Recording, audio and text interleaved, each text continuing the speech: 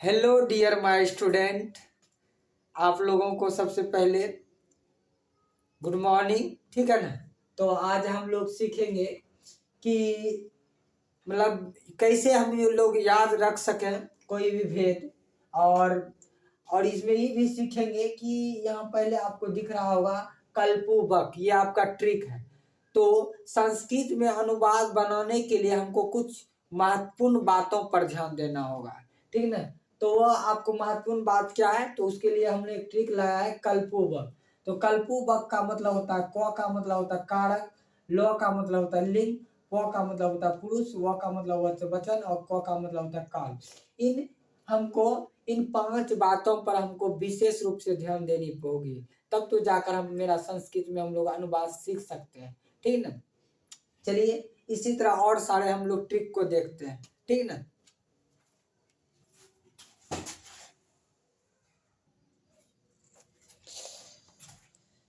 चलिए हम लोग अब समझते हैं सर्वनाम के भेद। सर्वनाम के 6 भेद होते हैं। कितने भेद होते हैं? सर्वनाम के 6 भेद होते हैं। इसके लिए हमने एक ट्रिक लाया है। क्या लाया है? अनाप शनाप। किसके लिए क्या ट्रिक है? अनाप शनाप। अ का मतलब होता है अनिश्चयवाचक, न का मतलब होता है निश्चयवाचक, क का मतलब होता है पुरुषवाचक और स्व का मतलब संबंधवाचक, न का मतलब होता है निजवाचक, क का मतलब होता है प्रश्नवाचक। ये आपके हो गए सर्वनाम के भेद। ठीक है ना। तो ये आप लोग देख सकते हैं सर्वनाम के 6 भेद होते हैं अनाप शनाप। ठीक है ना। तो अ से अनिश्चयवाचक, न से निश्चयवाचक, प से पुरुषवाचक, स्व से संबंधवाचक, न से निजवाचक, प से प्रश्नवाचक। इस तरह से और भी सारे ट्रिक को हम लोग देखते हैं।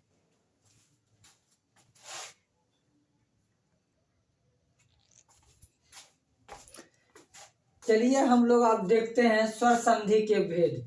स्वर संधि के 5 भेद होते हैं। ठीक है ना।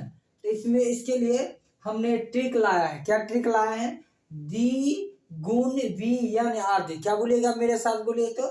दी गुण वी यन आदि। दी का मतलब हो गया दीर्घ संधि, गुण का मतलब हो गया गुण संधि, वी का मतलब वृद्धि संधि और यन का हो गया यन संधि और आदि का मतलब हो गया आदि संधि। इस तरह से आप स्वर संधि के भेद समझ में आ गया। ठीक है ना। तो ट्रिक से आपको याद रहना चाहिए दी गुण वी यन आदि। ठीक है। आगे हम लोग देखते हैं।